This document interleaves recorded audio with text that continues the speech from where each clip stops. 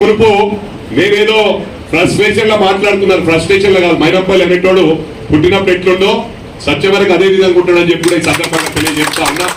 I never give up. Failures are not failures. Failures are beginning of success అని నమ్మేవాడిని. అంటే ఒక 3 మ్యాచ్లు గెలిచి ఒక మ్యాచ్ డక్అవుట్ అయితే దాంట్లో ఏం బాధపడేది లేదు. నేను ఒకటి గమనించాలి, ఫస్ట్ మ్యాచ్ అవకాశం ఇస్తారు ఎవరికైనా. ఇచ్చినప్పుడు తప్పకుండా దాంట్లో సెంచరీ కొడితేనే అతనికి ఫ్యూచర్ ఉంటుంది. ఆ విధంగా నా కొడుకును సెంచరీ కొట్టించారు. Hands of.